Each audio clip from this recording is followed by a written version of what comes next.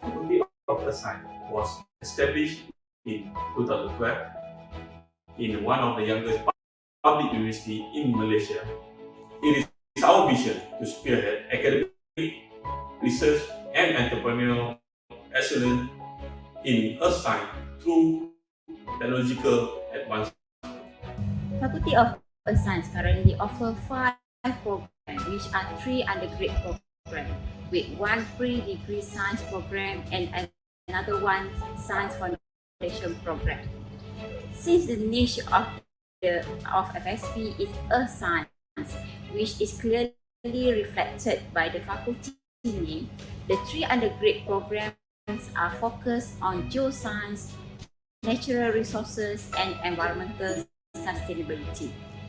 Environmental Sustainability Program covers a wide range of disciplines related to the physical environment, such as the atmosphere, water, and soil.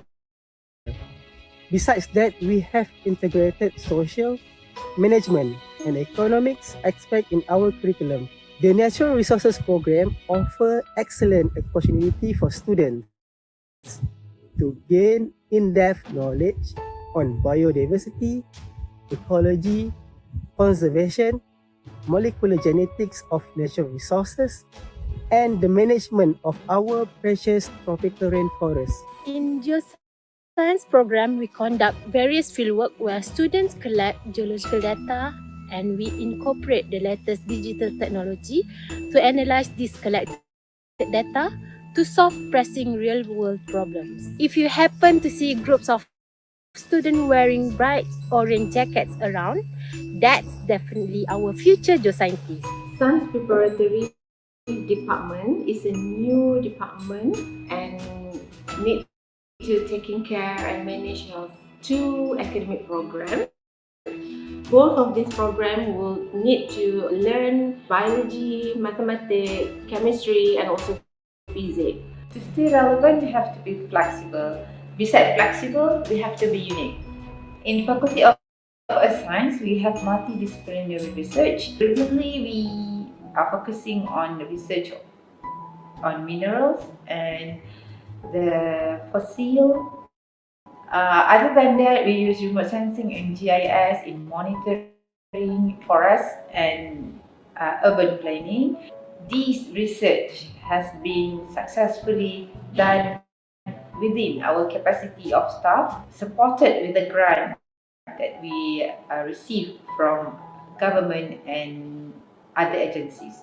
We are optimistic to become one of the best earth science faculty in Malaysia, Asia, and the world.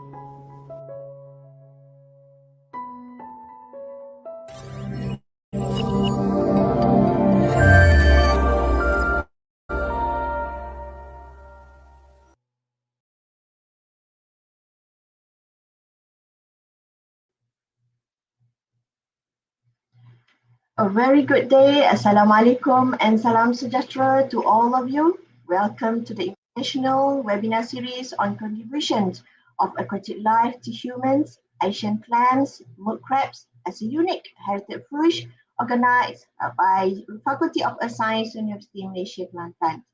So this webinar is one of our international activity in faculty and also in UNK in order to enhance knowledge, sharing experience, and also collaborative opportunity. So last year, we already had a few series of the international webinar with the international speakers from Japan, Indonesia, United Kingdom, and for today, we will have our special guest speaker from Thailand. If you're watching from Asia or other Southeast Asia countries, Thailand, or the rest of the world, don't forget to click at the registration link in the comment section during this webinar to register for e-certificate so that we can also keep posted on the future event as well. So we get back to the topic of the webinar today. Southeast Asia has a rich aquatic ecosystems that supply vital resources of aquatic biodiversity that are responsible for the maintaining and also supporting overall environmental health. So we are depending on these aquatic resources for food, medicines, other materials, especially also for the commercial purposes, fishing and the tourism. So basically, this is why we are here today, gathered virtually to listen and learn from our experts, especially for our first speakers, okay, as on the Asian clams and mud crab as unique or rare, what we can say, as our heritage food in Kelantan and Thailand. So before the talk begins, allow us to introduce the first speaker. He is Associate Professor of Faculty of Science and Technology, Pring of Songkla, University Platonic, Campus, Thailand. So he graduated in Biological Science from Faculty of Science, National University of Singapore in 2003. master degree in fishery technology from Faculty of Marine Science, University Pertanian Malaysia in 1996. And also, faculty is from the basically from the degree in fishery technology, Faculty of Science and Technology, Prince Supply University, Patani, Thailand. Oh, Prof. Sukri is already in the screen. Okay, Prof. Sukri, how are you? Hi, Dr. Najira. I'm fine here. Thanks a lot for Yeah, your great introduction. yeah. Okay, I still continue with the introduction of the very exciting introduction for Sukri. Born as a fisher boy and trained as coastal aquaculturist, fishing technologist, and fisheries ecologist has brought him becoming a scientist with a fisherman mind. So his research is focused on the holistic ecology, ecosystem, environmental aspect of the area, and biology of aquatic fauna, including fish, crab, shrimp, mollusca in estuarine habitat. So he already involved in planning, organizing, and evaluating several projects done by the local and regional governments, particularly in southern Thailand. He has published more than 50 research papers and also books. He has 20 years experience, almost 2 decades, the professional and administrative experience, such as Dean of the Faculty and also currently Director of Agrotech and Innovation Center. He's also served internationally as an advisor of Asian Fisheries Education Network. So now, please welcome Associate Professor Dr. Sukri Haji Samai. So we are very appreciate you are here. Without further ado, I would like to welcome Prof. Sukri to deliver his talk on mud crabs, okay, really delicious, from sea and modern farm to local table in Thailand. All right, Prof. Sukri, the floor is yours. Thanks, Dr. Aman Najira, for your great introduction. And good morning, everyone who are watching the UMK Facebook Live and also the YouTube, UMK YouTube. First of all, I would like to thanks UMK for inviting me to be part of this, I think, excellent program, and we can share something from research, and also not only from research, from our direct experience, especially to myself on mud crab or ketam nipah, like in Malaysia you call ketam nipah, and also sometimes I think in Kelantan they call it ketai batu, right? For those in Malaysia, I'm in Patani, so I'm bilingual. So some I can maybe can translate to Malaysia for you to Malay. Ada sikit boleh cakap Melayu lah, tapi today I think that I'm presenting in English. And on top of that, I'm very happy to be in this stage with my good friend and old friend, Prof. Aweng Erak. From UMK. We've been together for quite some time, and we did work together on his top topic he be presenting later. So this is, I think, the history day, because this is my first time talking together with Prof. Awing in the same stage. So let me share my screen, because when we're talking about mud crab, and the topic is very interesting. So it's about food, it's about eating. So but we are lucky because we have this session in the morning. If we have this session in the, say, it's about 11 o'clock or the noon, at noon times, I think that it's difficult for us to tolerate to go to the restaurant. Let me check my slide, my screen. Okay.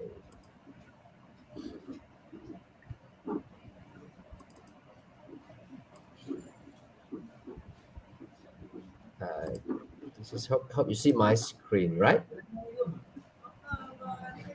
Dr. Dania, can you see my screen now? It's not come out yet. Is that I come think up yet? yes.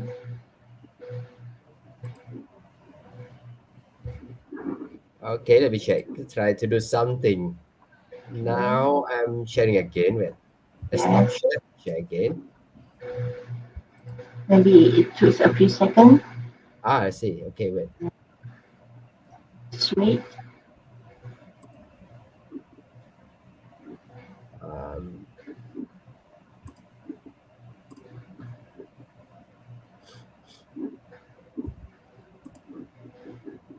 Is it Yeah, there? Okay, yeah, you got it. Okay. yeah, great. Okay. Okay. Now Okay. it's okay. Now, all right. Uh, yes, it's full screen now. Okay. The screen is full, right? Yes. Yes. And if you click to the height at stop sharing, yes, height. Okay. Okay, nice. All right. Actually, the topic is mud crab. I'm actually as the you mentioned was the fisher boy born in a fishing village, so catching mud crab and eating mud crab is quite normal for us. And then my finger, I think that many of my finger already bitten by the mud crab since I were a boy, and um actually the crab, talking about crab, in Thailand, there are many crabs that people always eat. And this is part of the crab. Normally, we are talking about the blue swimming crab, or in Malay you call ketam renjong, right? Ketam renjong, the blue swimming crab. This can be easily found in the market. This crab is easy to eat, and normally when we eat this crab, when you buy from the market, the crab already died. Unless you go to the fishing village, you still can have the live blue swimming crab. This just simple. You boil it and steam it, and then you cook in your way. And in Thailand, we people here also eat the mangrove crab or mangrove climbing crab. We call it episisama. Especially they put in som tam. Som tam is the papaya salad, which is very famous in Thailand. And then some people they like to add um, this the mangrove climbing crab to the som tam. But sometimes the Muslim people they don't really like it because there's still some yeah, whether it's halal or not halal for the mangrove climbing crab. But for blue swimming crab people, I think that all over the country eat this. And now, if you go to the place called Phuket Province, which is in the Daman side, the tourist spot, along the way going to the Phuket area, there are a lot of stall selling the red frog crab. Is the red frog crab is quite new for eaters in Thailand too, but not widespread around Thailand. So today we are not talking about these three types of crab, but we are going to talk about the mud crab.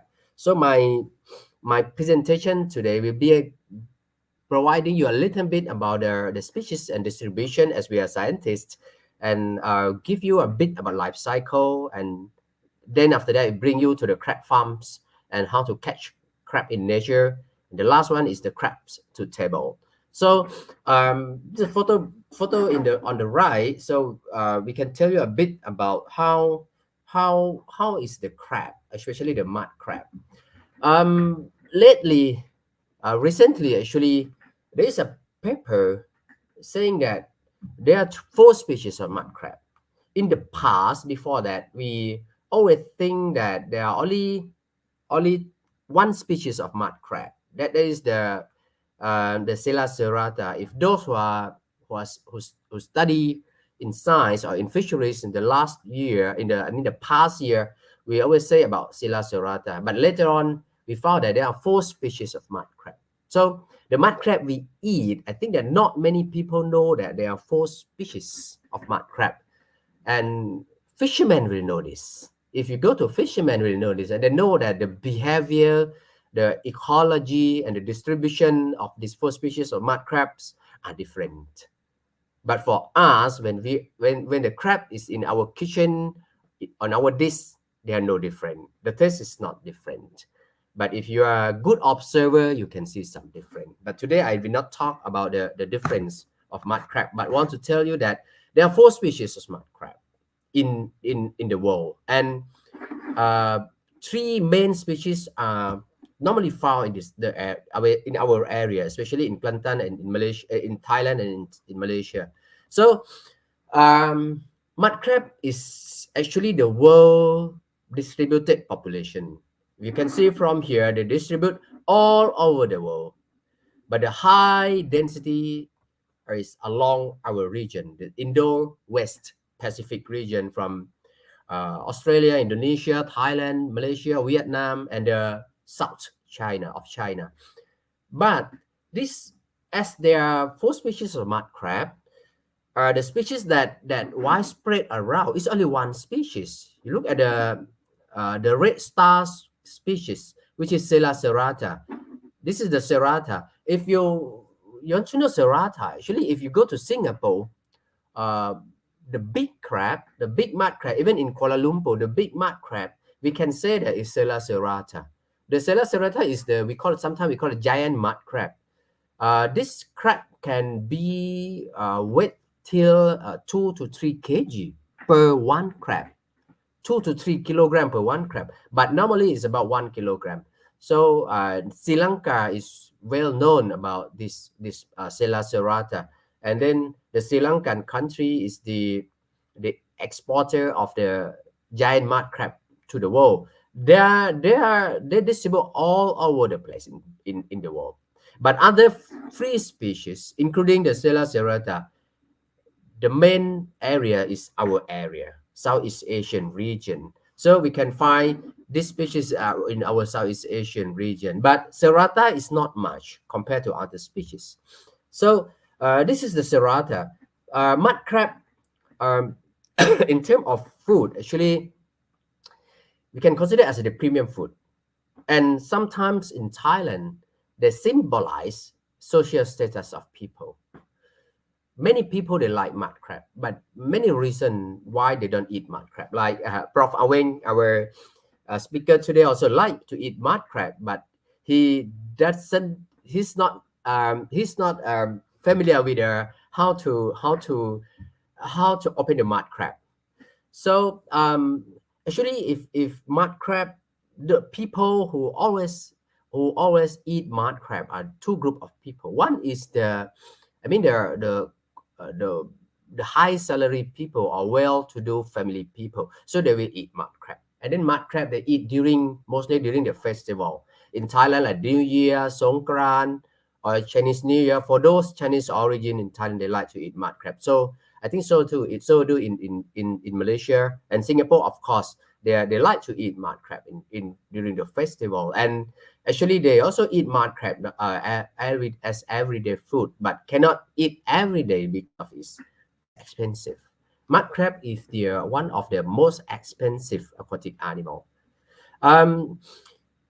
They show the symbolize of social status. So those who eat mud crab now, if you look on the Facebook, when people they eat mud crab, they like to show that they eat mud crab. So they show their status that they are able to eat mud crab. So this one group of people. There's another group of people like this boy and myself as the fisher boy.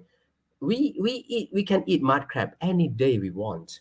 By that time, we don't know that it's a very expensive animal, but as we can catch ourselves. So the people who eat mud crab is those who have some money left for food, and those who can catch them directly by themselves from nature. So mud crab nowadays has become premium and more premium food in many countries. Singapore, chili crabs are very famous. If those going to Singapore, the tourists going to Singapore, tourists from Thailand, tourists from Malaysia, and tourists from China who are going to Singapore, I think the first choice of food they try to find is the Singapore chili crab. Singapore chili crab, especially in the East Coast area, there are lots of restaurants selling Singapore chili crab. As I was in Singapore for 4 years, and in Kuala Lumpur too, the chili crab are, I think, premium food for people who like for crab lover to try the taste of the crab.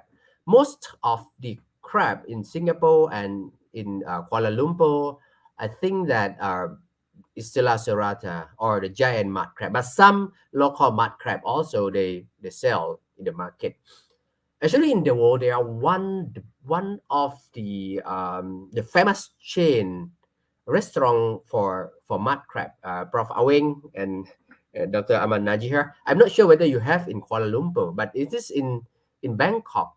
We call it Ministry of Crab Restaurant. This is run by the Sri Lankan. This is Sri Lankan chain of restaurant. They serve premium and excellent mud crab menu. Other menu with other menu too, but the restaurant called the Ministry of Crab. This is how we prove that the mud crab is the premium food. It's not just the simple food.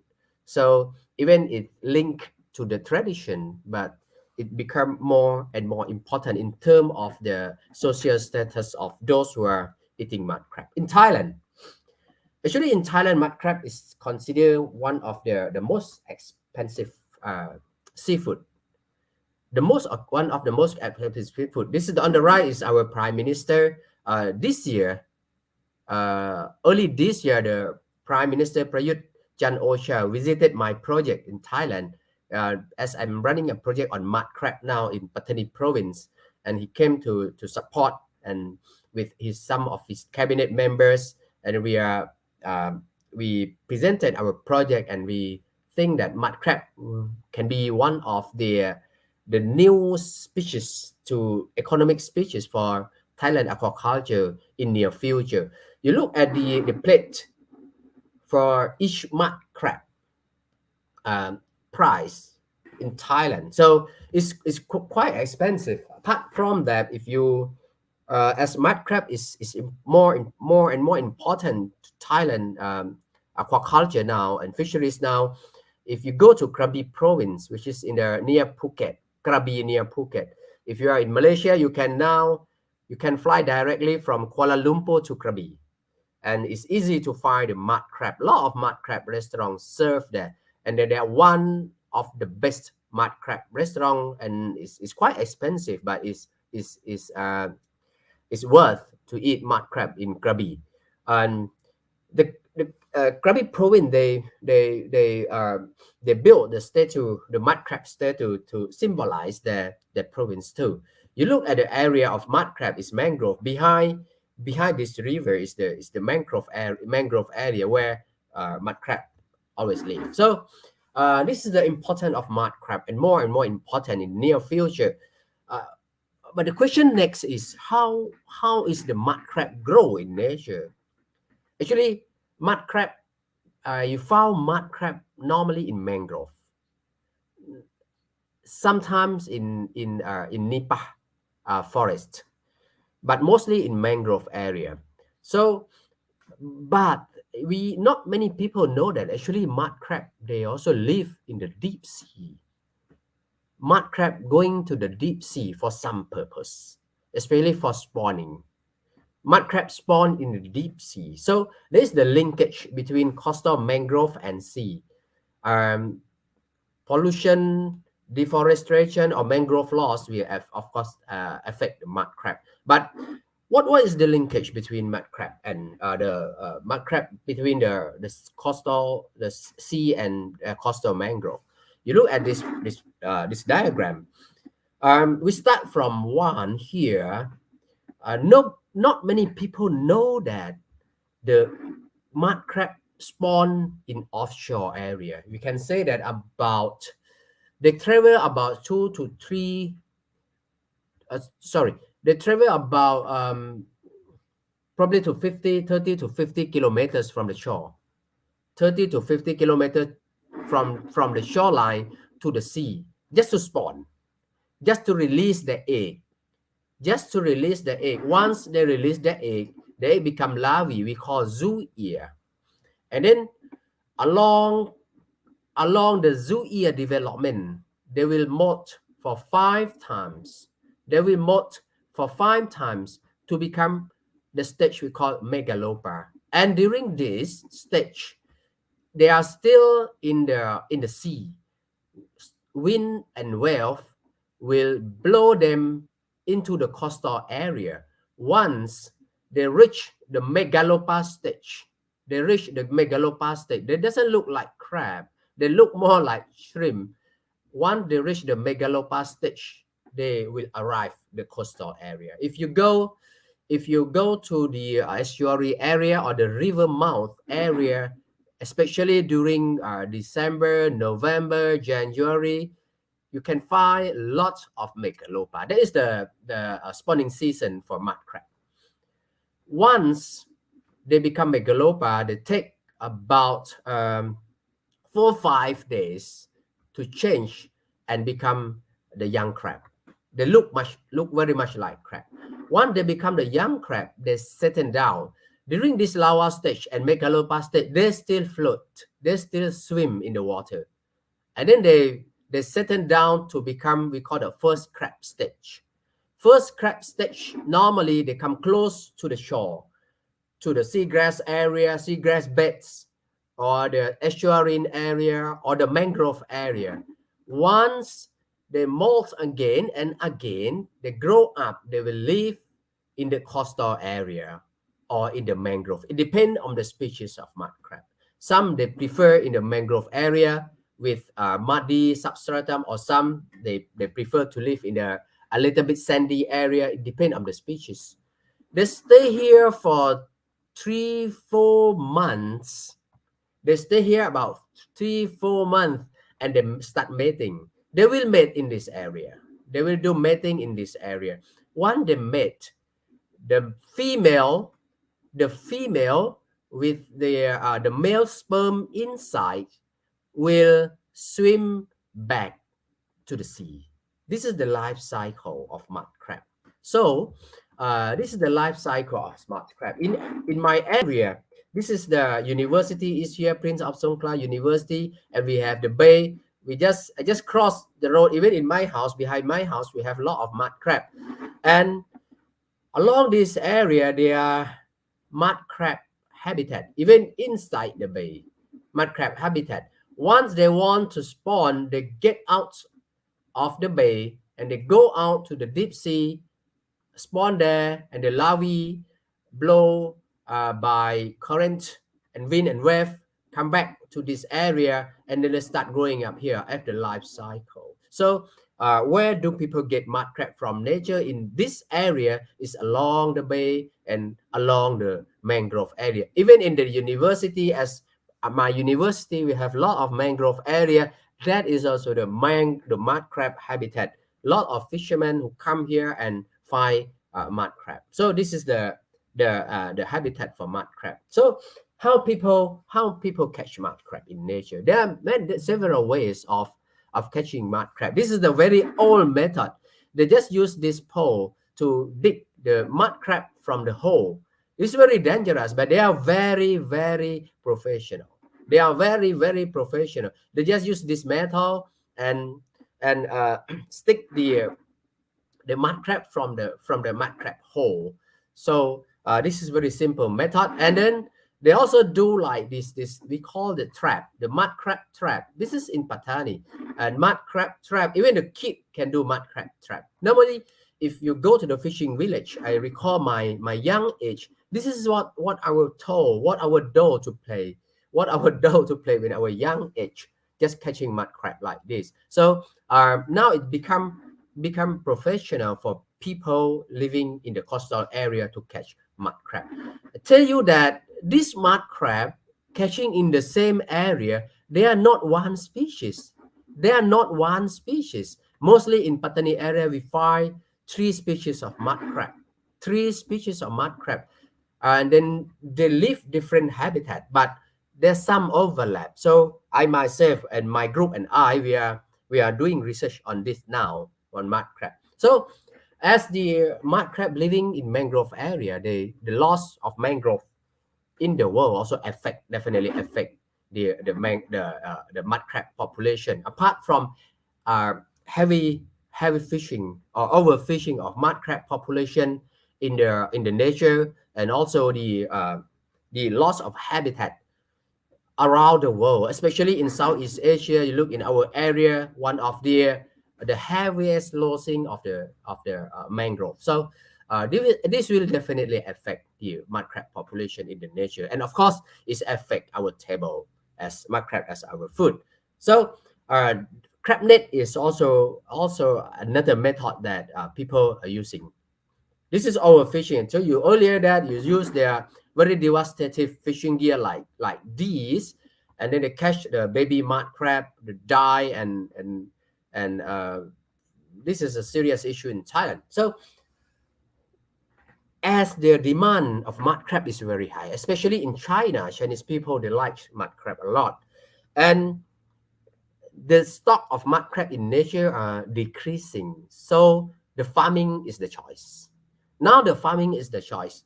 We we here in Patani, we try to do intensive research on farming mud crab. So this is our supply chain for our research, from bloodstocks development, from hatchery, nursing, grow out, farming in the farm, and fattening. This is what I call the modern farming, is fattening farming, soft shell crab of the arving like this, and production of mud crab. This is simple actually. When we're talking about chicken, shrimp, and fish, they are, most of them are farm animal, farm product now. But mud crab, not many farm product for mud crab yet, but they are going to be more and more popular. In Malaysia, a lot of people try to farm mud crab now intensively. So to do that, we start from the bloodstock. I give you a little bit about the background scientific, what we are doing here. So bloodstock or spawner preparation. Now we are research. We are doing a very intensive research of how to develop the strain of the best mud crab. So the most difficult one is how to produce the buried female mud crab like this. You cannot see this kind of mud crab. You can see the blue swimming crab, ketam renjang, in the market with carrying egg, but not mud crab. Not mud crab. It's very difficult. We have to stimulate. We have to do research on this. Now we are successfully done on this. And this is how we work in our laboratory. Apart from the bloodstock development or spawner development, now in my university, Prince of Songkhla University, we are setting up the hatchery. We work together with Department of Fisheries. We are setting up the hatchery, mud crab hatchery. Now it's 90% completed, but we are using our own hatchery to produce. This is the mud crab larvae and mud crab crablet. The crablet of mud crab. It's very challenging. It's very difficult. Vietnam and China are the best in producing this technology, and Thailand is following Vietnam and China about this. And we hope that in near future we can produce a lot of mud crab. Thailand is aquaculture or agriculture country. Unfortunately, we are the importer of mud crab country. Import mud crab country. Malaysia also imported mud crab country, I think. And after the crab larvae from hatchery like this is the Vietnam technology. They have the crab nursing farm. The villagers will take about 10 days to nurse the crab, the small crab this size, we call the megalopaphase, to crablet. They take about 10 to 12 days, and then they sell this to the farm. This is the farm. This farm we established in Patani, Thailand, our project.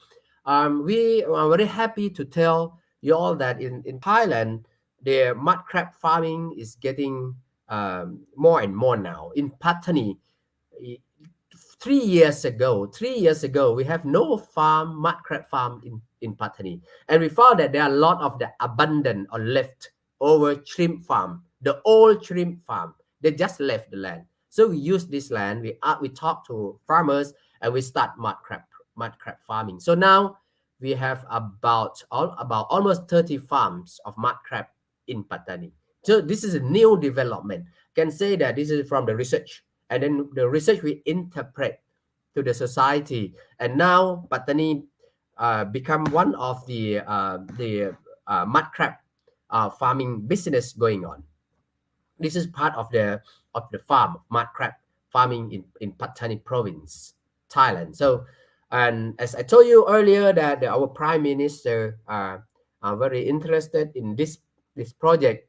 He and his cabinet, some of his cabinet visited us a couple of months back in Patani, and this is how the farms mud crab farm looks like. And next one is very new, actually, approach is there normally mud crab. The problem of mud crab, when you buy mud crab in the market, you expect to have full eggs inside the mud crab. Unfortunately, you go home, arrive home, and get ready with your pot.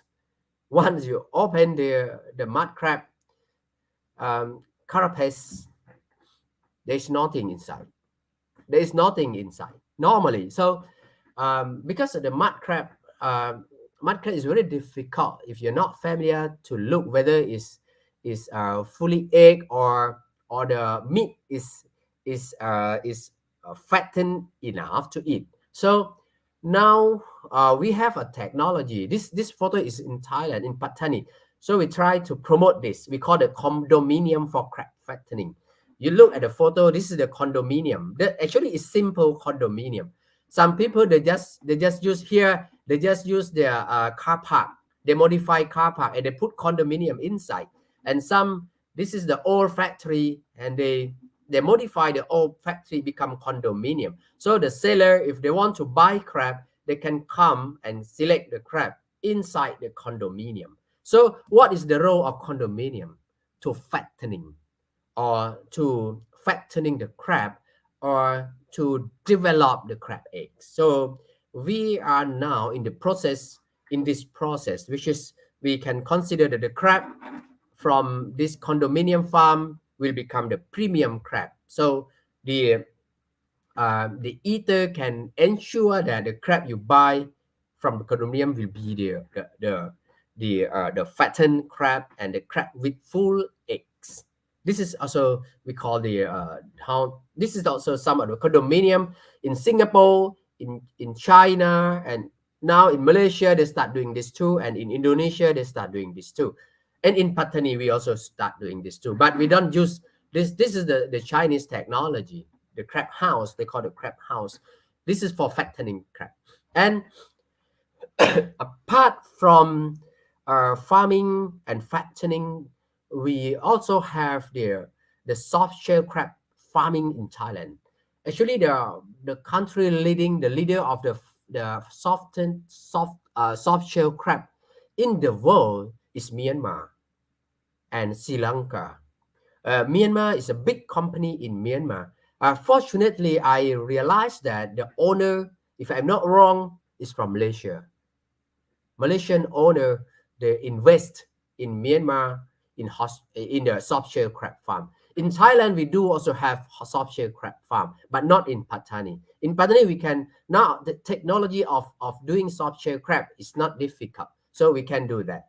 But the big farm in Thailand are in apart in after provinces, not in Patani. So this is our photo of our doing research on soft shell crab, and we know the technology how to make the soft shell crab and how to keep soft shell crab as post harvest. So, and next we go to the eating crab. We have 5 minutes left. I'm not sure whether how can I manage the timing or not. When you go to the market, you can see this in the market. This is the price of the crab. But the only problem, if the first problem come out, is how to see if male or female crab. If you look the crab like this, it's difficult to see. Prof. Aweng and Dr. Najia, it's not easy, right, to see male or female mud crab if they are together. If you want to find the fully egg mud crab, so look at these two photos. On the right is male and the left is female.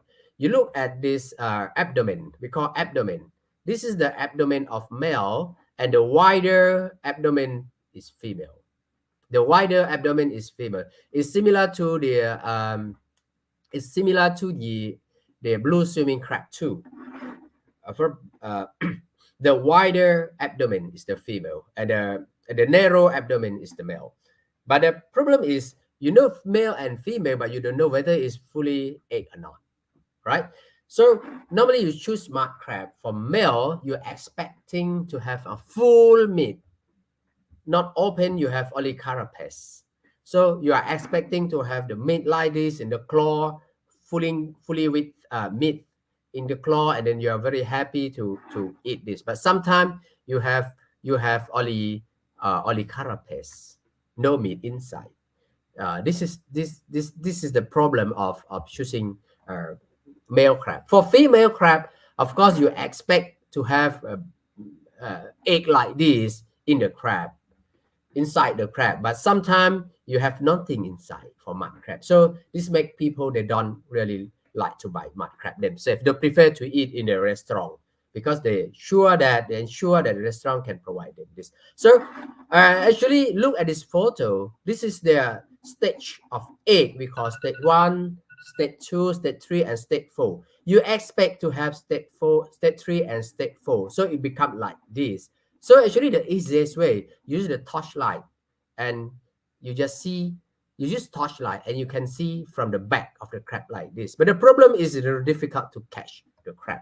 So, and my final stage of presentation is cooking Thai style of mud crab. This is very delicious crab. You look at this, and there are different way of cooking and eating mud crab.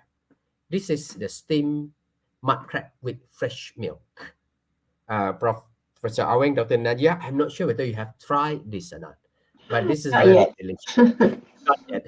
So, Yes. so please note down all the menu I mentioned here. And when you come to Thailand, you can ask for this menu. And the second one is actually the mud crab in Thailand, they like to eat as asam pedas, the chili curry, like asam pedas, fish asam pedas, but mud crab asam pedas is very famous in Thailand. And then of course it's very delicious. And the mud crab fried with lime or lemon, this is also very tasty. And this is the new one, preserved with fish salt, mud crab, egg. Normally, you look at the egg. So, this mud crab in Thailand, one piece of mud crab with this style of cooking, you can expect about 500 baht per mud crab. It's very expensive. 500 baht now is about 65 ringgit Malaysia. So it's very expensive. And this is another popular menu, and you can find in many restaurants in Thailand is the baked with noodle, the noodle mud crab. This is also popular. But sometimes if they don't have mud crab, they give you blue swimming crab. But mud crab is more delicious, of course. And this is the simmer crab. It's like paste. It's like you eat uh, with vegetable like this. This is also very difficult to find. Actually, the only some part of Thailand. But fried with chili, this is simple. Fried mud crab with chili padi is simple. And then the mud crab salad. Mud crab salad is now getting more and more popular among young people. They like to eat salad. And actually, this is my favorite. I'm not sure whether Prof. Aweng favorite or not. This is we call in Thai pu pat phong kari, Prof. Aweng. Pu pat khong kari is very tasty, very delicious, and actually it's easy to find in many restaurants in this area. Pu pat phong kari is fried with curry paste, the special curry paste. Um, you eat mud crab, of course. I think in Malaysia would be very familiar with this because we use hand, no spoon. If you have to eat mud crab, you forget about spoon and fork. Hand is I think very convenient with mud crab. And then we have the chili paste mud crab. So this kind of mud crab, they can be produced in many ways. They can be prepared in many ways of teaching. But to me, this is my daughter and I. This is my daughter and my friend. To me, I still prefer the boil and steam mud crab with uh, with seafood sauce. That is the best. That is the best. So people will say that, oh no, mud crab is very high cholesterol. You shouldn't eat too much mud crab. Professor Aweng will talk about ethanol. I can tell you, all people here, that actually mud crab, the cholesterol of mud crab is less than tuna fish. Cholesterol in mud crab less than less than the Asian clam, the proportion of cholesterol. But it's still, of course, it's crustacean. It still have cholesterol. The cholesterol of mud crab even less than shrimp or equivalent to shrimp because they are in the same fat, same crustacean, decapoda. And for apart from that mud crab, now soft shell crab is more and more popular. Soft shell crab. Normally, soft shell crab we have the deep fried soft shell crab and soft shell crab with the bone. And of course, now we have the pad thai soft shell crab, the pad thai, the fried noodle, the Thai style fried noodle with soft shell crab. This is very, very, very delicious. And then now people try to make the burger, soft shell crab burger. I don't really like this. I go for pad thai soft shell crab. And now, Professor Awang, Dr. Najia in Patani, after we promote the crab farming, now they are investor. They are building a very good seafood restaurant along the sea in Patani. But this seafood restaurant will be not haven't started yet. They are in the process of building the place, and this seafood will particularly selling mud crab. So this will become the best seafood in not only in Patani but in Songkhla, in Narathiwat, and in Yala, the southernmost border province. And then of course, I talked to the owner. They said that the target customers are from Malaysia. So they welcome who are here, Malaysian people. Hopefully next year they can serve variety of mud crab recipe and dish for our friends from Malaysia and all over the world actually. And my last slide, the tip. Normally when people buy mud crab, we buy the live mud crab. They're still alive. The mud crab's still alive. We like to buy this. So the main problem for the for the people is how to cook mud crab. If you want to boil or steam mud crab, the problem is when you put crab in the pot and you start firing the mud crab and then they move and then they crack. Sometimes they remove the leg and sometimes they climb out of the pot. This is the main challenging for the people who want to eat mud crab. So actually, they are the way how to kill mud crab before you put it into the pot. The best way, and actually is ethically correct, is you put the live mud crab in the ice water, in the very cold water. You just knock it. Just less than 1 minute, about 20 to 30 seconds, they will knock. And then you just carry them and put in the pot. And then you can boil it or you steam it or you cook it easily. All the claw and leg of mud crab will remain. Because normally if you cook mud crab, right, once you open the pot, you have the claw away, you have the leg away, and sometimes you don't want to eat because it's so sad for mud crab. But if you knock it first by the cold water, very cold water, you put in the very cold water and you take it to the pot and then you just cook it for sometimes. Once it's cooked, you'll be happily enjoy your mud crab at home. So that is all my presentation today, and thanks for your attention and hope you get some idea about mud crab, especially mud crab recipe and mud crab life cycle and mud crab nature a little bit in 20 and 40 minute time. Thank you very much. Back to you. Thank you very much, Professor Skri, for very interesting sharing and also informative sharing knowledge about this unique heritage food in Thailand, that is mud crab. I think all the audience now are drooling when seeing your menu just now. For me, I just had like a soup beef and also chili. So the rest of the menu, I didn't try it yet. So feeling like to cross the border right now. I think the Yes, the audience border is also. open now. The border Yeah, is open now, so you can come. You're welcome. yeah. Refer to Prof. Awing, he said that 1 to 7 days for this week, right, Prof. Awing?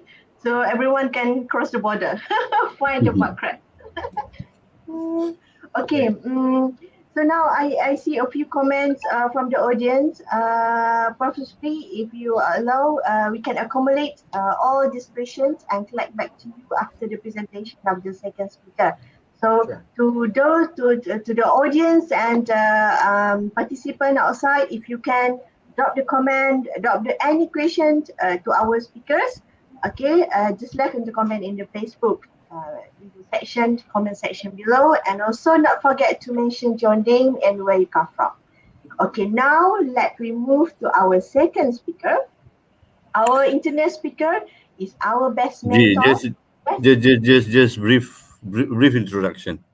brief introduction. Very brief. Because everyone well known to our best mentor, our father also in Faculty of Science Bumi, and now he is the director of UMK Jeli campus. Okay, just very short. If you want a very short, okay. He is graduated from hold the bachelor degree in civil engineering and also PhD in river management, and he has a lot of the published book. Innovations and award, everything, and participants in a lot of the international, also national innovation exhibition and also conference. So now I would like to please welcome our mentor, Prof. Awing, okay, to deliver his talk on Etak Salai, unique heritage food of Klantani. So this is my favorite snacking also, Prof. Okay, So, thank Prof, you. the floor Thank you, is Dr. Ji. yours. Okay, thank you, Dr. Ji. Before I begin my presentations, once again, I would like to thank Prof. Yukri for accepting our invitations to be part of our program today. As mentioned by Prof. Shukri just now, we are an old friends, yeah, since the establishment of UMK, but we have developed a lot of things together. We even publish some of the paper together, right? And then the collaborations was continue until today and to the future as well. Prof. Shukri is actually the Dean for the Faculty of Science and Technology and PSU Patani. Yeah. So to continue further, I would like to talk about ETOC. Yeah, if you look at the title that was mentioned by Dr. G just now, ETOC, some of us from Kelantan may understand the terms of ETOC, but the rest, even those our neighboring state, right, like Kuala Terengganu or Johor, Penang, and all that, they did not use the term ETOC.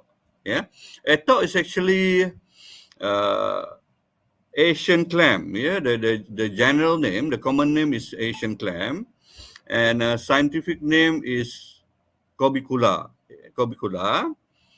Uh, Currently, we have two species. Yeah, two species. Let me share my slide first, so that share screen. Yeah. Okay. Can everyone see the slide? Yes, you can see. Okay. Yeah. Okay, as mentioned, yeah, Eto or Corbicula flumine, Corbicula, they have two species for freshwater. They have fluminale, they have flumine, and they have fluminalis. Okay, so we'll see the difference. So etok salai is actually smoked etok. Yeah, in English, is smoked etok. They have specials or unique cooking method. Yeah, of etok, where this type of etok they eat or they consume as snack. Yeah, they did not use as side dish. They did not use as main dish, or to eat with white rice or whatever whatsoever. But lately, people in Kelantan they used to eat smoked etok or etok salai with nasi kerabu or salad rice. Yeah, salad rice. So this is the location of Kelantan under the map. Here you can see the yellow color, what it calls space there. So as I mentioned earlier on, uh, etok is the fresh water clam. Yeah, they have two species, as I mentioned, and the common name, some call Asian clam, some call golden clam, some call prosperity, some call good luck clam. They have a lot of name, yeah, a lot of general name. Whereas in Thailand, when I went to Thailand to search for etok, uh, northern part and central part, they call this clam as egg clam, yeah, or what it calls uh, apa how do you call them is in Malay? Um, Sorry, I lost their name in Malay. Okay, and then some place in northern and central Thai, they known this species as sand clam or horseshoe clam. Some, yeah. Whereas in southern Thai, especially in Patani, they known this clam as etok as well, right? When we went there, we saw that some of the villages, yeah, not many left. During that time, I guess like less than five house who are still consuming and still practicing cooking etok salai in southern Thai. Yeah, but Prof Shukri can confirm this, right? Whereas in Indonesia, when our friends Prof Zul went to Indonesia, he have an experience to enjoy the Asian clam, but they cook like uh,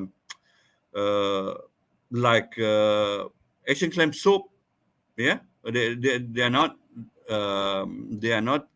smoked in the form of smoke, but in the form of soup. Yeah, so they call pencil. Yeah, they call pencil. And Cambodia, some of research team made, Prof. Rafi and also uh, Prof. Zol went there. They found etok salah as well there in Cambodia. Yeah, in Cambodia, the people there, especially Malay, Champa Malay, call this clam as bearing. Yeah, bearing. And other than what you call Champa Malay, call this clam as liah. Yeah. So this is the various name that can what it calls uh,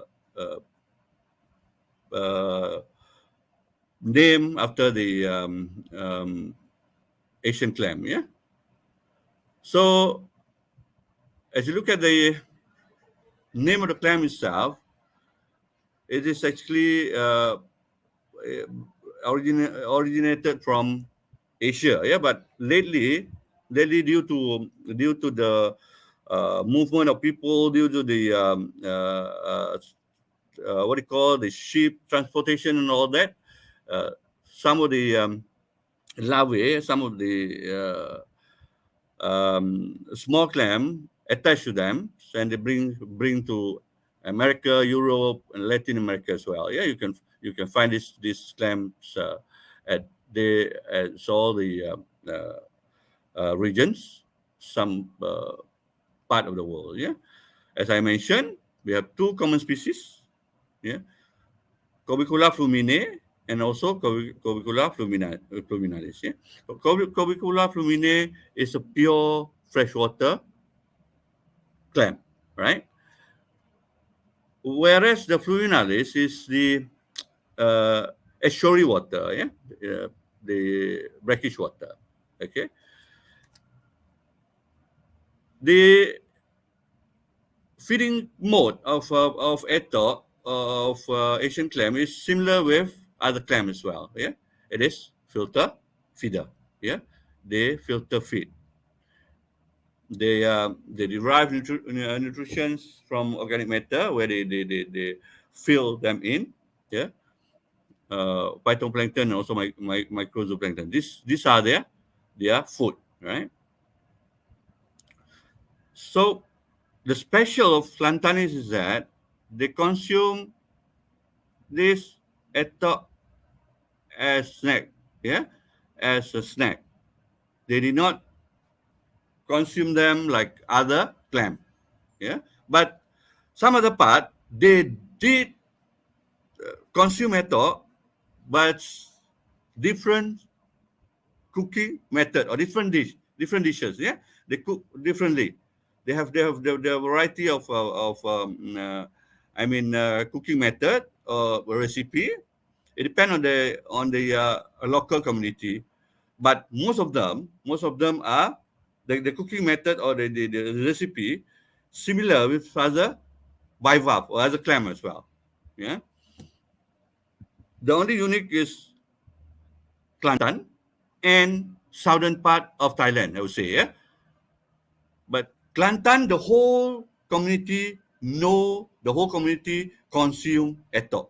Yeah, there is a different with southern Thai. Yeah, southern Thai they have only few left who people who consume etok salai. The rest they have I I I do not know whether they did not pass down to the new generations when the older generation has passed away. They may not pass down the traditional knowledge of the what it calls the habit of eating etak salai. Yeah?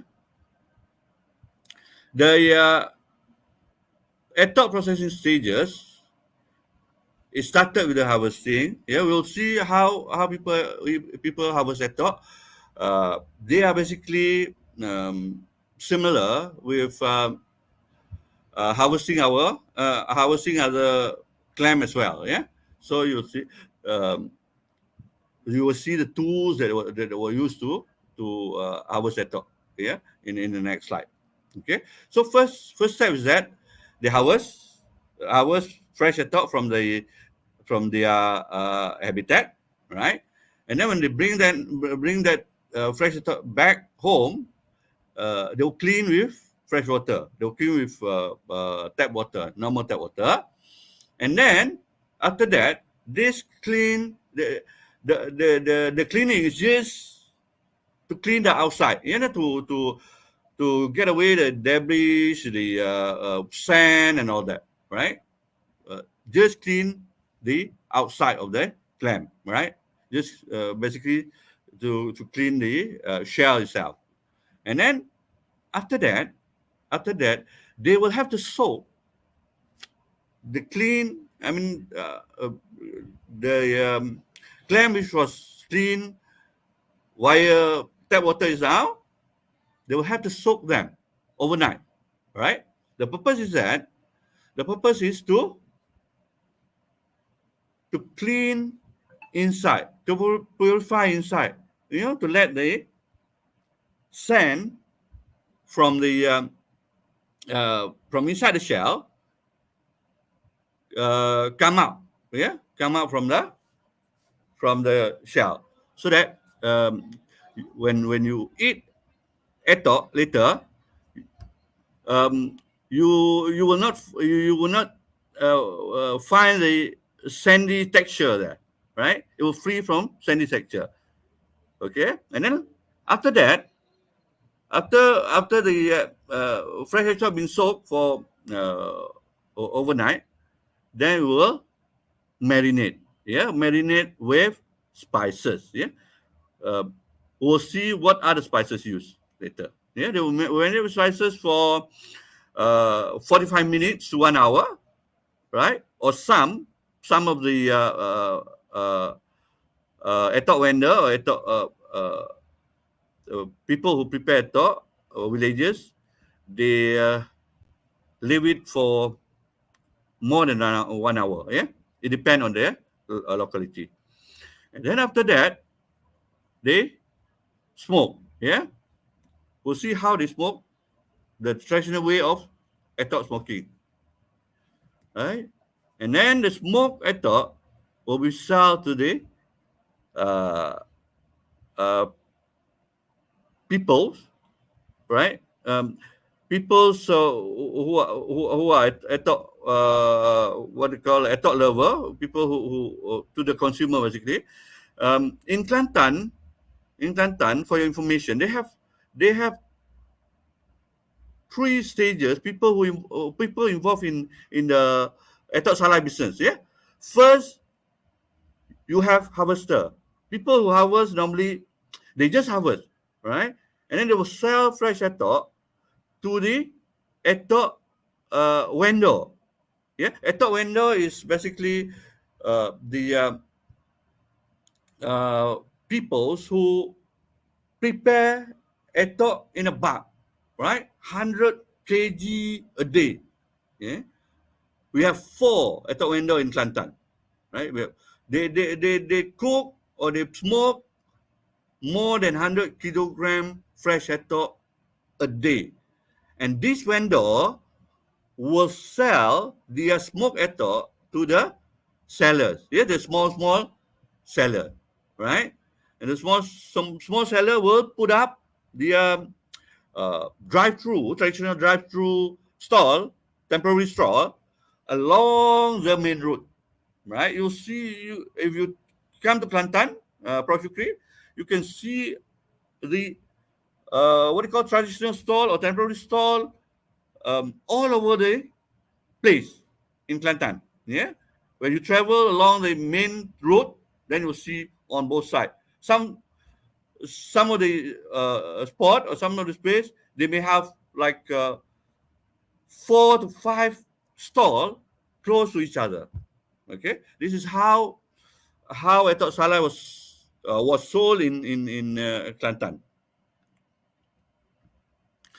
Okay, so etok actually you can find it anywhere, right? You can find it anywhere, but it depends on the habitat conditions, right? If the habitat condition favor them, then you will find it more. You will find a lot of etok there. But if the conditions of habitat, the condition of substrate there is not favor to the etok growth, then you find it very less, or sometimes you couldn't find them. Etok can survive in many type of substrate. They can survive in the sandy substrate. They can survive in the soft or muddy substrate. They can also survive actually in the substrate area where you have boulders, cobbles. Sometimes you can also find them, right?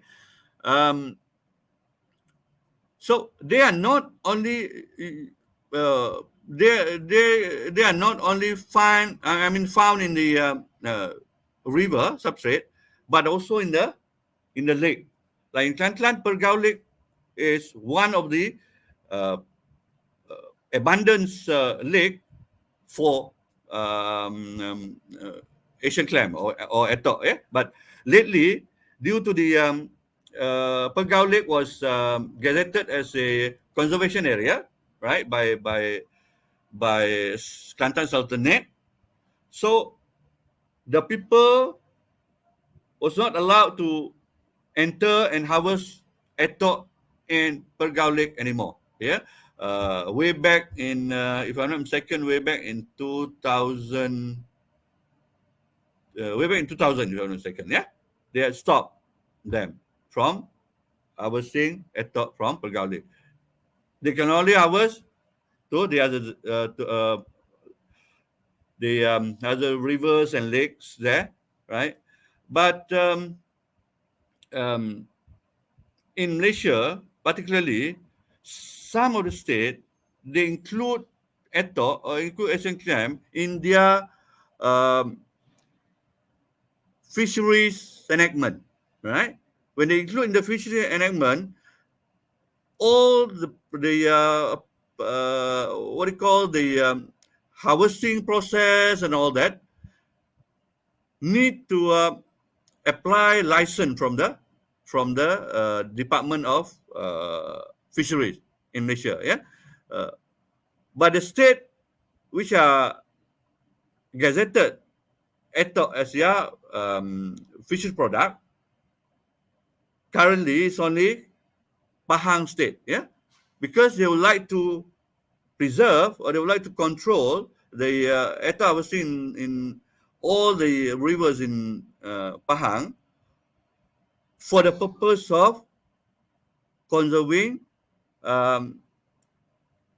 food for ikan patin or catfish, a type of catfish famous in Pahang. Yeah, so this etok is actually food for catfish species. Yeah, they have a few species there, right?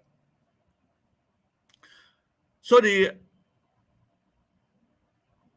instrument used to harvest etok we call pengokok. In Kelantan dialect, we call pengokok, or scraper, like this. Yeah, you have steel net, right? And then you have D frame here, the open end D frame, and then you have woody or bamboo handle, right? Bamboo handle.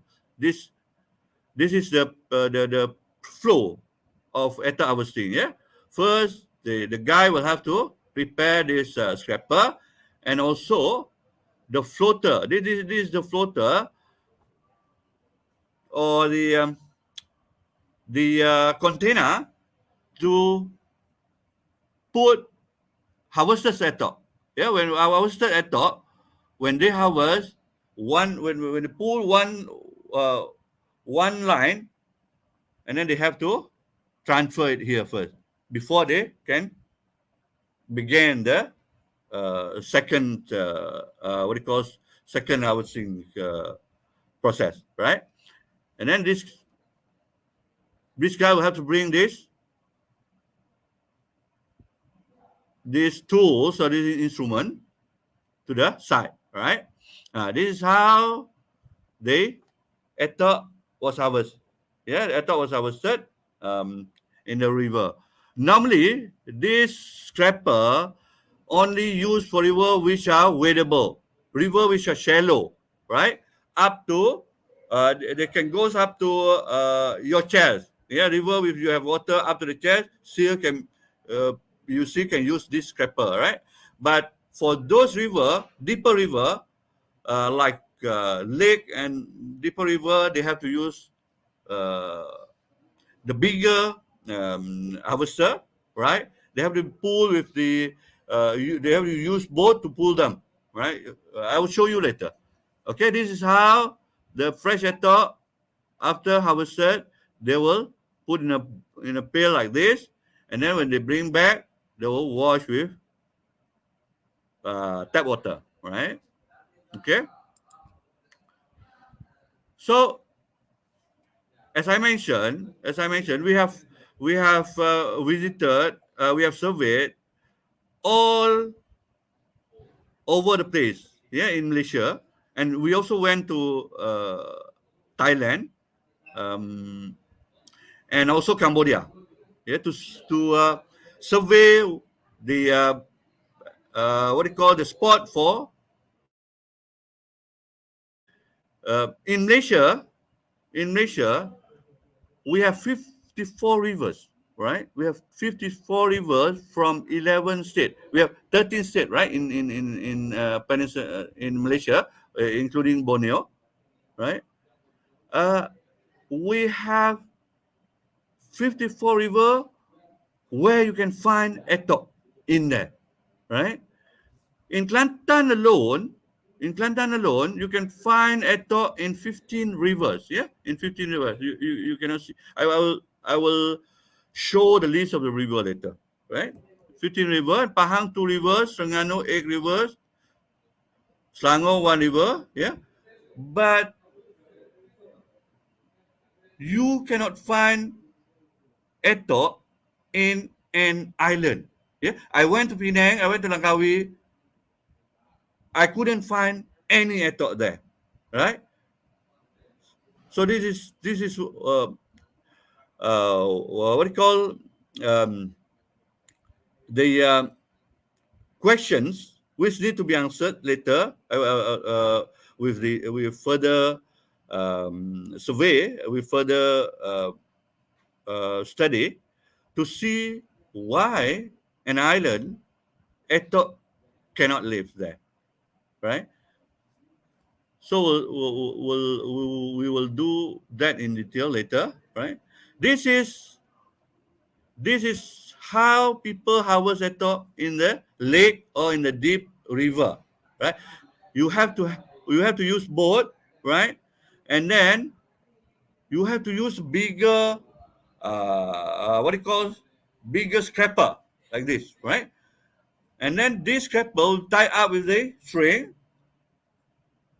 and then you pull, you tie up with the uh, back of the boat, and then you pull them, right?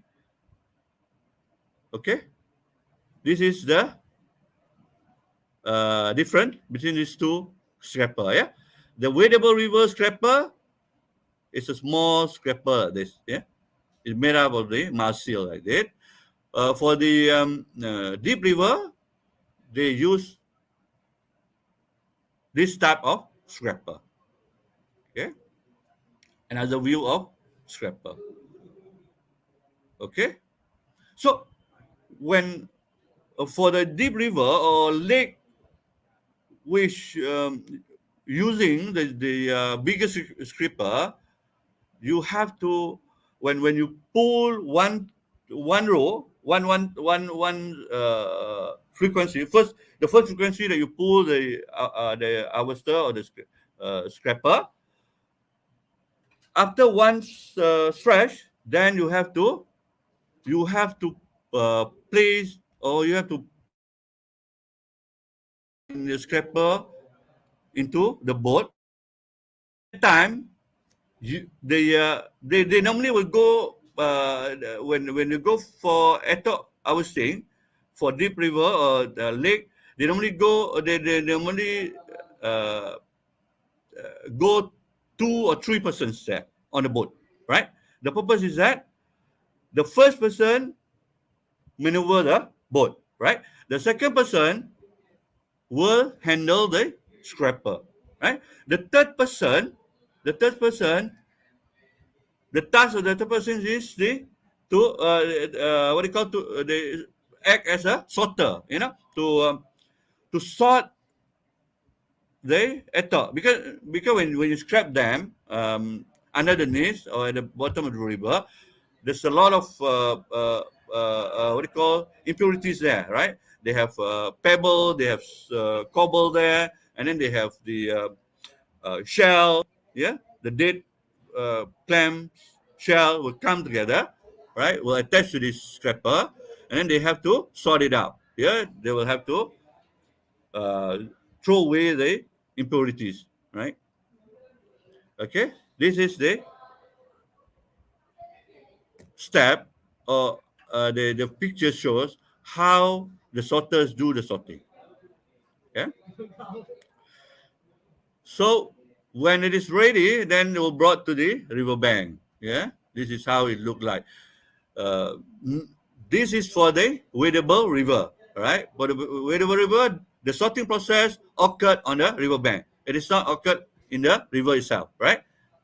Uh, they after they harvest, they will put harvested fresh etol into the bucket like this, and then where the sorter will do the sorting process, right?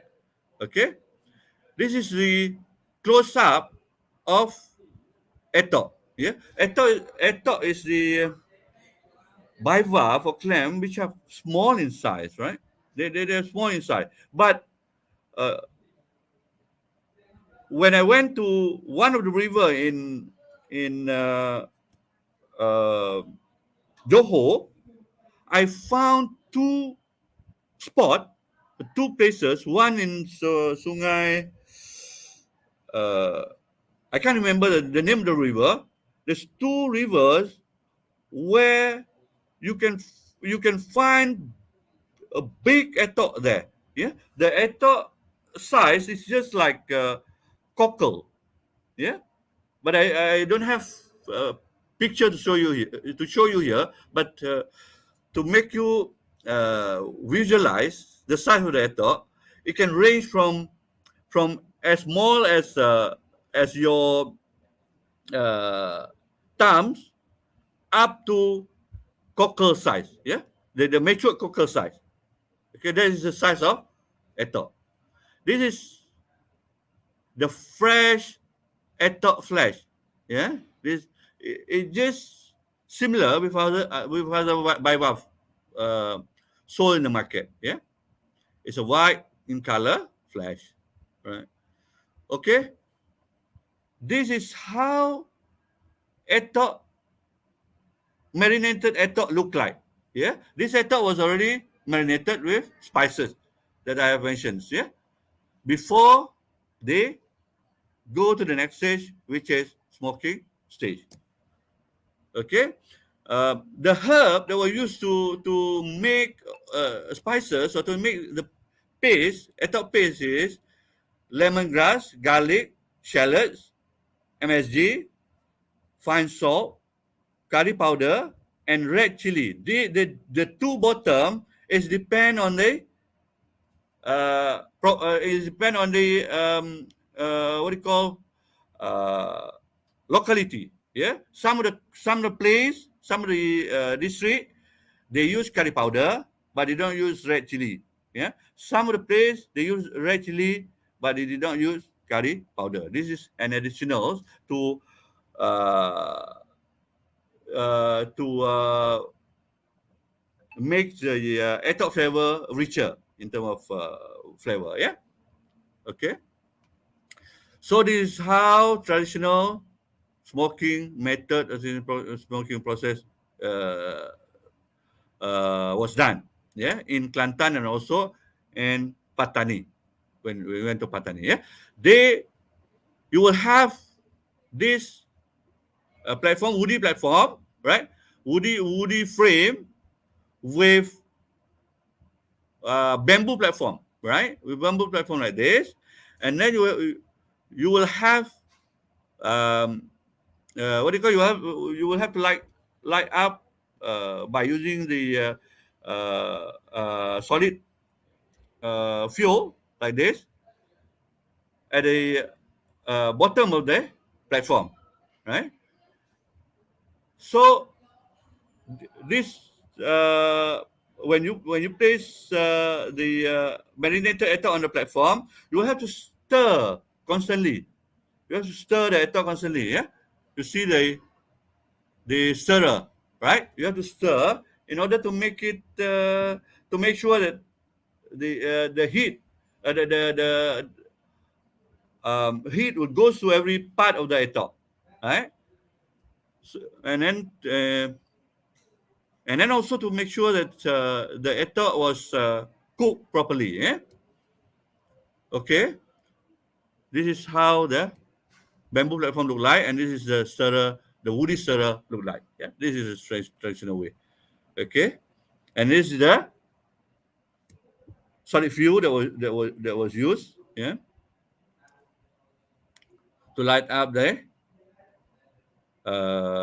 smoking, yeah. I mean to light up the etol, yeah.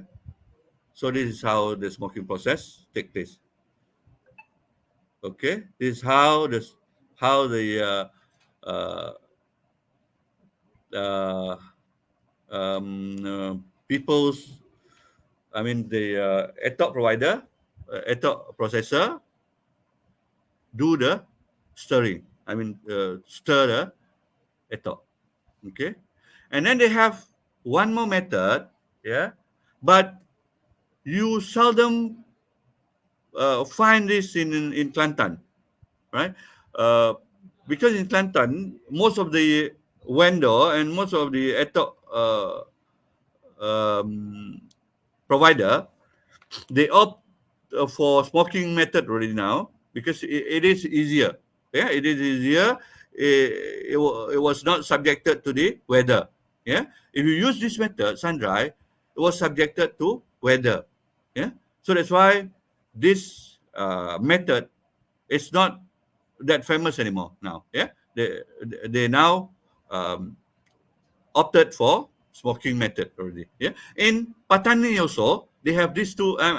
Not in Patani, in Yala. Yeah, in Yala they have two method as well. They still remain two method. Uh, One of the etol provider, they use smoking method, and when we went to another village, they use sun drying method to process to cook the etol. Yeah. Okay. So as I mentioned, etol was sold everywhere in Kelantan. It's everywhere in every district. Right? We have 10 district. We have 13 district. All the 13 district. You can find etol salai selling by the roadside, or either by the roadside or at the wet market, at the night market, or at a small stall, yeah, in the village. You can find it in all the 13 district in Kelantan, yeah, from Gomusang right down to Tumpat, yeah. They can be found in night market, morning market, bus stop, bus stand, yeah, roadside. Currently, the most popular spot for etol seller is by the roadside, as I mentioned, yeah, because they can intimate like drive-through, what do you call drive-through concept, right? When you have your etol salad stall by the roadside, you set up by the roadside. Then when the car pass through, they just stop by for a while without turning off engine. Then they can buy etol easily. This is also the marketing strategy of the etol sellers in Kelantan. Yeah. So as I mentioned, etol salai now, the etol provider or the etol sellers now, they are innovative enough, to where is the taste of the etol salai. Yeah, currently you can you have different tastes, different flavors currently. Yeah, um, s- if you go to the roadside sellers, they will put up the what do you call the bantings, yeah, to show their flavors, yeah, the type flavors of uh, what what they have sold uh, uh, in that particular spot. Yeah, this is the picture where this makcik sell etok salai at the wet market in Kota Baru. Pasar Siti Khadijah. Pasar Siti Khadijah is the biggest wet market in Kota Baru or in Kelantan, basically. Yeah. And then this is how they what do you call, advertise? Yeah, how they advertise the etok salah in Kelantan for the etok salah stall, where they set up the etok salah stall by the roadside. Okay, this is the mobile. Yeah, they have mobile etok seller as well, right? If anyone from Kelantan, if you happen to pass through petrol pump in Pasir Pekan, yeah, you can see one of the etok sellers use motorcycles. Use motorcycle to sell their etok. Yeah, this is how smoked etok was sold by the roadside. Yeah, they have 3 flavors here. Yeah, different tray, different flavor. Okay.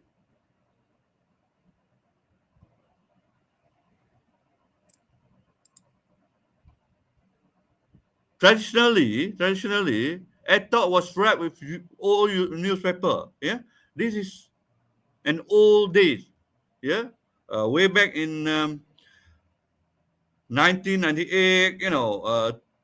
Until 2000, if I'm second, until 2000, you still can see this type of packaging. Yeah, old newspaper. But lately they have changed. Yeah, they have changed from old newspaper to the food wrapper. Right. This is the um, um, container used to measure or to weigh the etok. They do not use the weighing machine. They use this.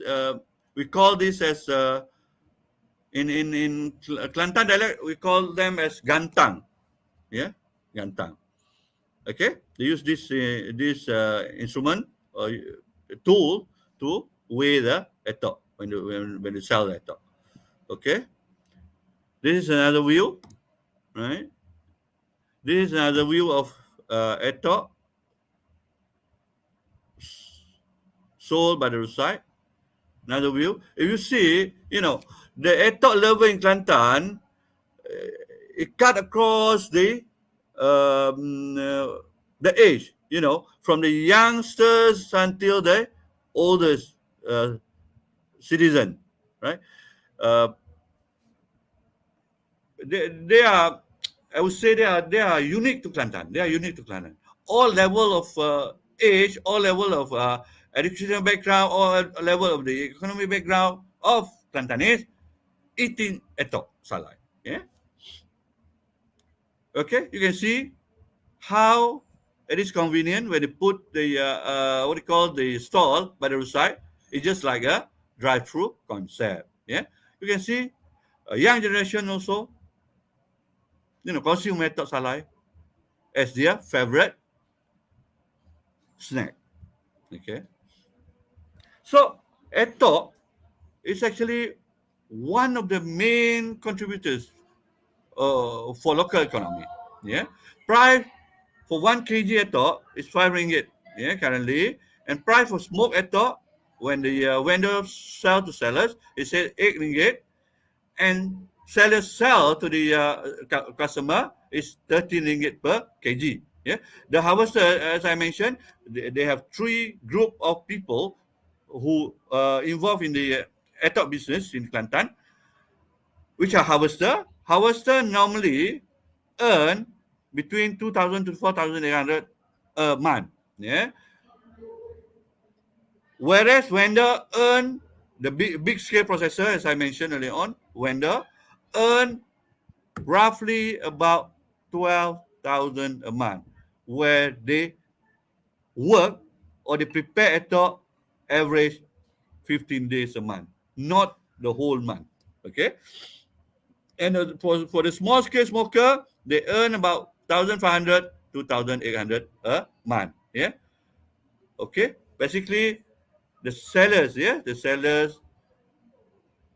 earn about 2,000 to 3,000. Why these two points below is different. Some of the smokers, they smoke themselves and they sell, right? Some of the smokers, they smoke, they only smoke, but they did not sell. Yeah, like this one, they only smoke.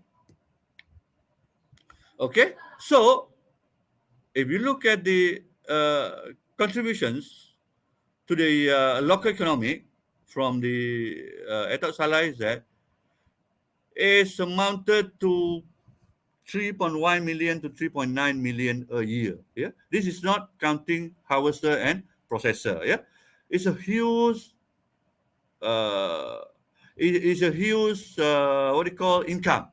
Yeah, for the state. Okay, so this is what I've mentioned earlier, that the Etok sellers, what do you call, become innovative now. Yeah, due to the pressure from the customer. Yeah, the customer need uh, different flavor in Etok. Then they try, they try to produce different flavor uh, to certify their customer. Okay, they have like paprika flavor, seaweed, barbecue, tom yum. Yeah, currently in if you come to Kelantan, you'll see this, these advertisements, the steaks in front of their store. Okay, but if you see the what do you call the um, picture, the photo, how it look like when they prepared in different flavor. Yeah, this is salty. Salty basically traditional. Yeah, traditional flavor. You can see like it is dry like this. Yeah, and then this is sweety flavor or sweet flavor, right? Sweet flavor. They put some sugar in the ingredient, right? And then this is spicy flavor. Uh, you can see a bit moist. Yeah, they have moisture a little bit, right? And then this is Siga. Siga basically you put what do you call uh, sugar as well, but the way of cooking is different from the sweet flavor that I've shown here, right? Okay, they have cheese flavor as well, right? Okay, as I mentioned, now people's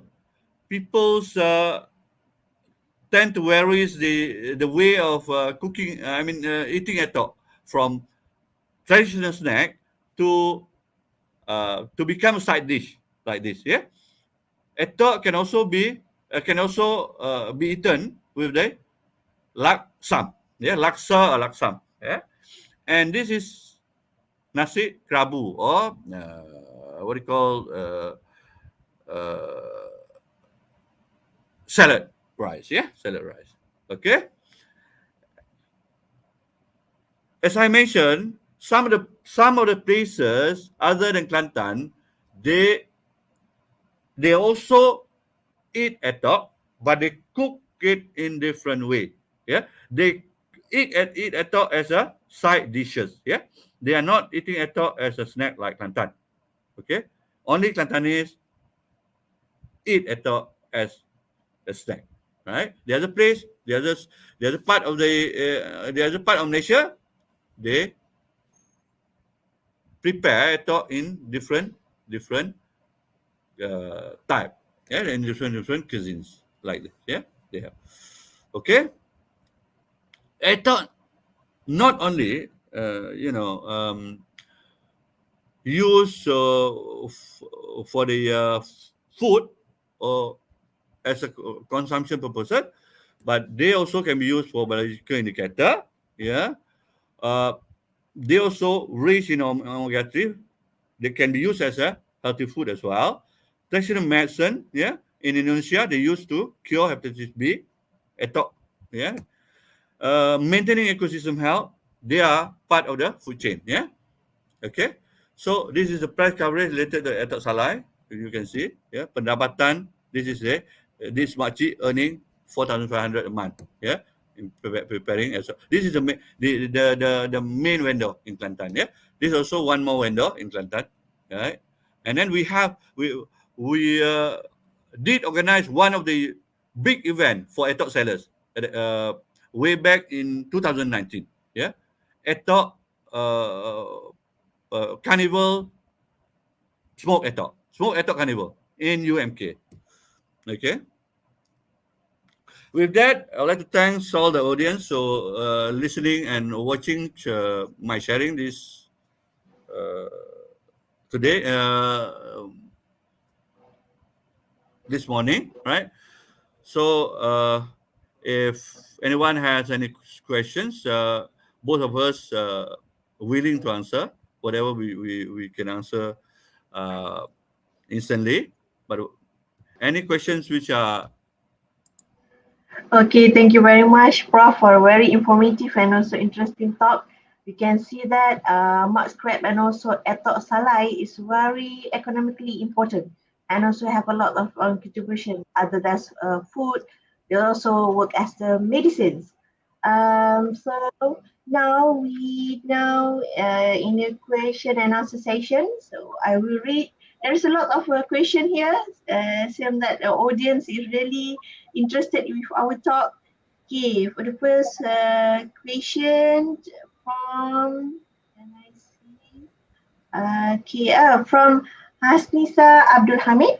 Okay, you said that thanks to Dr. Sukri, very informative talk. Just curious to know what species of the mud crab is being cultured in Patani, the hatchery and farming project with local. I can see Professor Sukri already answered, but if you want to explain more. Okay. Yes, thanks for the question. Actually, the species that we are working in the hatchery and the bloodstock development, we call the Sila paramamosan. Sila paramamosan is actually is a little bit bright color species. It's not dark black. And then another species, we are also doing farming here, but we collect the seed from nature, which is the Sila olivacea. These two species in Thailand, they have different name. The Sila paramomosan, we call the pu khao, Prof. Awing. Pu khao mean white crab. White crab. It's not white color actually, but it's bright color compared to another species is olivacea. Olivacea we call pudam. Actually, it's the old name, pudam. Pudam is the black color crab. So these two species are very popular in farming in Thailand now. And then we are working on the para mamosan a lot. Okay, thank you, Prof. Okay, we go to the next question. This is from Shamin Oman. He has two questions here. Etok salai boleh tahan berapa lama, Doctor? And the next thing, this is for Prof. Hawing. And how the habitat condition that etok can survive? Okay. Etok salai, if you put outside, it can only survive for 1 day. You know, if you put outside, because it is moisture. You know, it's moisture. We could say also it's half cooked. Yeah, it's half cooked. The flesh is juicy. Yeah, it is not dry. If you cook up to dry it up until it dry, then that you can keep it for longer period, right? For the one that we consume today is the one which are juicy. They have moisture inside. They still have moisture inside. Yeah, you cannot keep for so long, right? But if you keep in the freezer, it can stand up to 1 week, right? The one you cook and then you keep in the freezer, it can stand up to 1 week. Okay. And then the conditions, right? Condition for a habitat for etok. The best condition for etok is that you supposed to have like sandy bottom. It's not pure sandy mix sandy mixture with muddy, and then at the surrounding, you should have an area where you have run off where you have a source of nutrient. Yeah, especially at the paddy field area. Yeah, you can find them a lot in the paddy at the paddy field area. Some I even found this atoll in the paddy field, in a small canyon in paddy field. I found it in Sarawak, right? Like in Kelantan, if you go to irrigation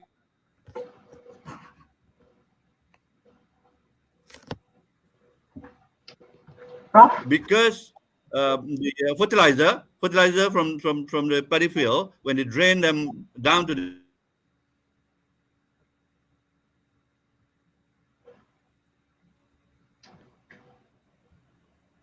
okay, but they do not like what do you call I mean they do not like the pollution an area where you have a source of pollution in there. Oh, They don't like that. oh, okay. Industrial pollution and all that they On the tend body. yeah they tend to move away. Okay, so we go to the next question from Miss Sonita Justin. This is for Prof. Sukri. Are there any types of crabs that are inedible? She wants to know any type of crab is inedible. Yes. Most of the crabs, especially marine crab, they are edible. I mean, not poisonous mostly, but some crab are not allowed by the religion. Some crabs, right? It depends on their school of thought. But for the poisonous crab, mainly some reef crab, like the what do you call the floral egg crab, the emerald crab, the mosaic reef crab. Those group of crab are poisonous. They contain toxin. The crab normally, right? As I already answered in Facebook Live that normally you see the very colorful crab, you can expect that it's poisonous. That is the easiest way. The colorful crab normally is poisonous. They Okay, contain now we know how to differentiate it. right. Don't eat it. Thank you very much, Prof, for that new knowledge for us. Okay, next is this is for Prof Aweng. It's like vice versa. Why for some people eating etok may cause stomachache? Does this related to the etok preparing process or from the etok itself? Okay, actually it comes from both. It comes from preparing stages as well as from the etok itself. If the habitat where we collect etok is an area where the basin receive what it calls pollution from the runoff, right? Pollution which are extensively pollute that particular spot. Yeah. So from my study in one clam, one etok, you can find more than 50,000 of E. coli in there, right? But after you smoke them, it was reduced. It was reduced. It people who smoke, right? It depends on the people who smoke. If the one who smoke is experienced enough, then you can assure that in the etok tissue is free from bacteria, from E. coli and what it calls other bacteria. So that one is safe. But some of the smokers, they may not have enough experience. One thing, right? And the other thing is the spot where you collect the etok is too polluted. Yeah, it's too polluted. With that, with the normal practice of smoking, it will not kill all the bacteria in there. So it's both condition. And then during the smoking process, you know very well if the smoking platform, they place a smoking platform by the roadside, for example, or close to the close to the area where you have air pollution and all that. Yeah, you have a tendency of getting what you call microbe attached to the smoke at all. Yeah, so both it can come from both, right? Okay. Okay, thank you, Prof. So the next question is from Dr. Firdaus. I think this for the both manager who want to answer first.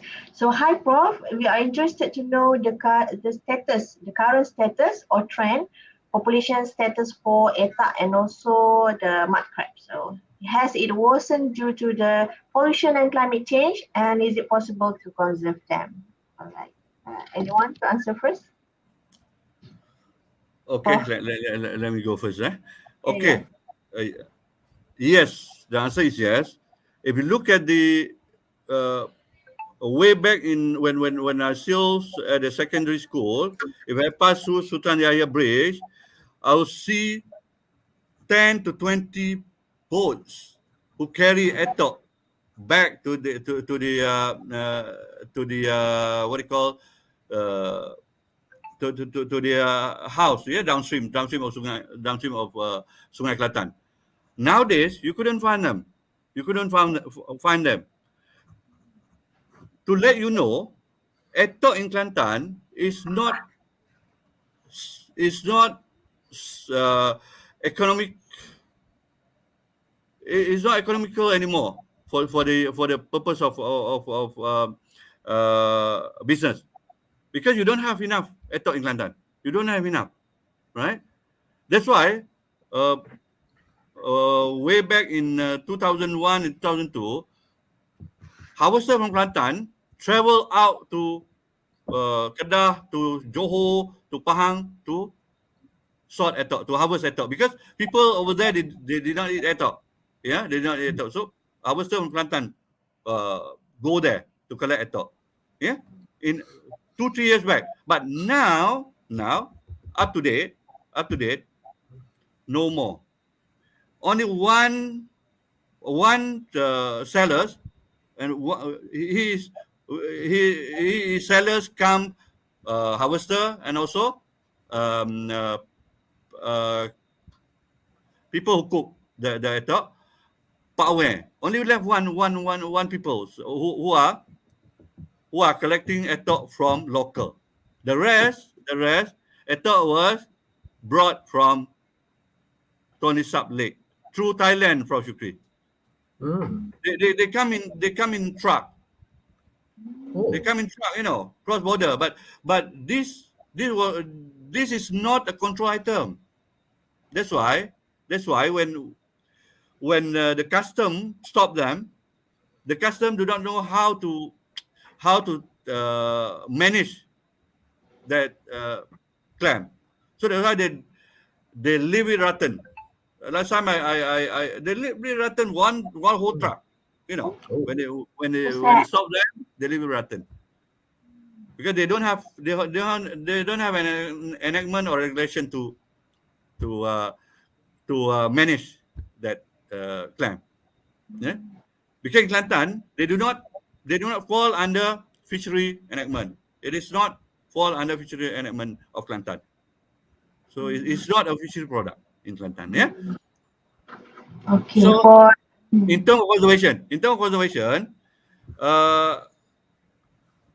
if, for example,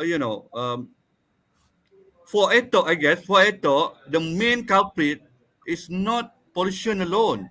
The main pollution is the second culprit now. The first culprit for etok disappearance is the sand dredging. Because they damage the habitat. They damage all the larvae of etok and all that. Yeah.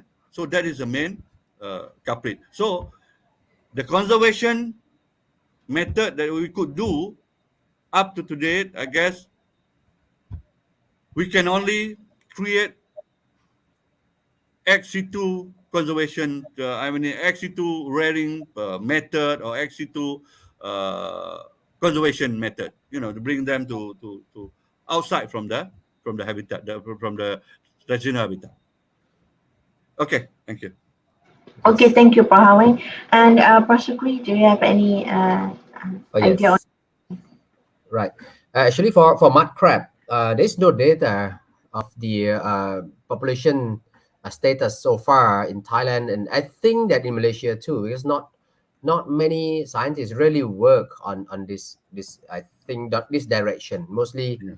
they are now more on the aquaculture. But from my observation, especially in my area here, of course, the less number of fishermen who catching mud crab. So, meaning that is a reflection of um, of depletion of mud crab stocks in the area. So, the depletion of mud crab stocks are due to higher demand every day. The demand of crab is higher every day. Once the people get more money, they of course they are looking for this kind of the premium seafood product. So um, because of this high demand, and it caused the overfishing. It caused overfishing and then destructive fishing too. On top of that, as I mentioned earlier, that the habitat of mud crab mainly are relevant to mangrove forest. So the loss of mangrove habitat will definitely affect the mud crab stock. So these are the cause of the mud crab depletion. So the conservation is possible definitely. Of course, the first is the habitat. We have to maintain the habitat for mud crab. This that is, I think Malaysian is doing very well in it try to rehabilitate the mangrove forest in Malaysia, and Thailand is also running on this track too. And for the overfishing, I think that by law is allow us already to maintain the mud crab, but the enforcement is different.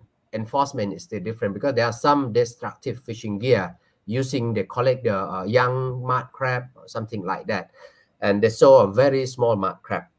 But I think that for the long run, to cope with the higher demand every day of mud crab, the farming, aquaculture may be the answer. Aquaculture may be the alternative. Actually, now it's alternative way, but in the future, it will become the mainstream of mud crab production in the world. Actually, Vietnam is doing very well to show that the mud crab farming is a quite big business in Vietnam, but not yet in Thailand and not yet in Malaysia. But Malaysia and Thailand, we are climbing. I think we are climbing toward the direction of our neighbor country Vietnam been doing so far. This is my response to this question. Thanks, very good question. Yeah, thank you very much, Prasukri. And yeah, we have last question for Prasukri. Doctor, how to open the mud crab in easy way to eat? Tu ada orang nak makan mud crab benar ni. Nak makan tapi Ah, rasa susah nak buka. mungkin Susah nak tengah hari ni buka. tu. Prof Awai bersama ada. Okey, nanti apa ni, nanti partisipan ingat orang Malaysia yang jadi apa ni presenter sekarang. From Thailand actually. From Patani, orang Patani cakap Melayu. Ya, you Um, boleh. ya, orang Patani boleh cakap Melayu. Ya, ya, ya. Ada cara ke, Prof Awai Prof? cakap Siam. Prof Awai boleh cakap Siam. Tukar-tukar. Actually mud crab, kalau if you eat the big size mud crab, big size mean that 500 grams, half kg up, right, is very difficult to open. So if you have that kind of mud crab, especially the male mud crab with a big claw, right, because you want claw. So I mean the best way is you just hit slowly hit, and you slowly hit, and then actually if you don't want to hit, use plier. You use plier to peel it, and that is for the big mud crab. But for the small mud crab, it's easy actually. For the small mud crab, like 4 5 about 200, less than 200 grams of mud crab, so it's easy to open. But even it's easy, sometimes people they don't really know how to open. So it's still the best way, you just slowly hit. One thing when you want to eat mud crab, Dr. Iswan, you need to spend your time. You need to spend your time, and then you feel like you are eating mud crab. Don't do that, and don't eat mud crab for your lunch Yeah. because it's hard. So you need mud crab for your dinner, your big dinner with a big group and talk. That is excellent. Yes. And the best way actually to eat mud crab for lady is when it's male, right? The male, yes. Right. For the male, you have to practice how to do this. It become your skill. And for lady, to eat mud crab, I suggest that you find somebody who can help Oh, you. yes. Right. And don't put the mud crab claw and you just try to bite it, because it be trouble to your teeth. So don't do that. Just slowly hit it, and then you slowly pull it and eat it. Imagine about the taste of mud crab, and you have to remember that it's very expensive. You have to take a single piece of meat. Don't Yes. leave any meat inside the Use the carcass. tools. Then Yeah. enjoy eating. Is very enjoy. Yes, that's correct. Just one question from me. For the soft crab, is it similar with adult crab or is from the young crab? The soft. Soft can be both. Can be both, but normally people farmer prefer the small crab. The small crab mean from the egg hatch, right? From the egg hatch, it's about from the egg hatch is about 3.5 months.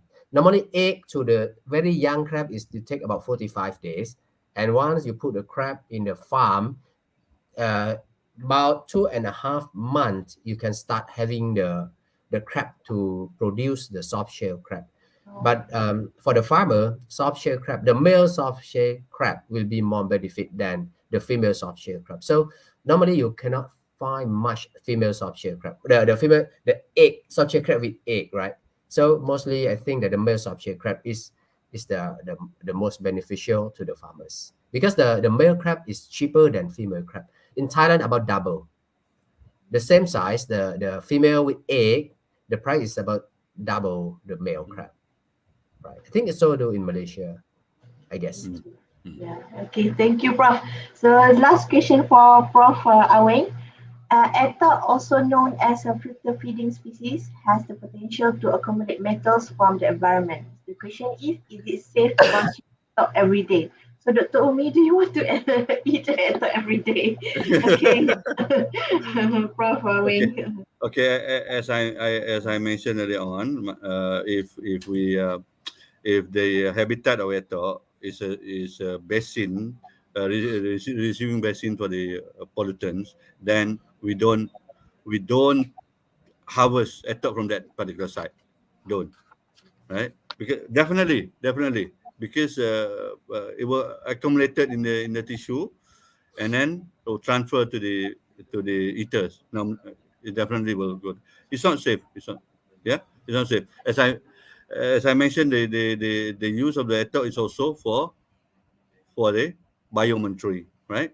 So we'll use the ether as biomonitoring to gauge whether that particular area is the polluted area or not in terms of metal, right? So Okay. my advice: don't Don't take, eat every day. no, no. Okay. Ether which are from the secure source, you can eat every day. You can eat it every Yes. day because it has omega 3. It's good for Yeah. your health. Yeah, Yeah. but you got to Nutritional. know the source. You got to know the source of that particular ether. Yeah. And last one, can etta produce to be a product like Sostiram? Uh, Currently, not yet. No one did that yet because I guess because of the Less little production. flesh.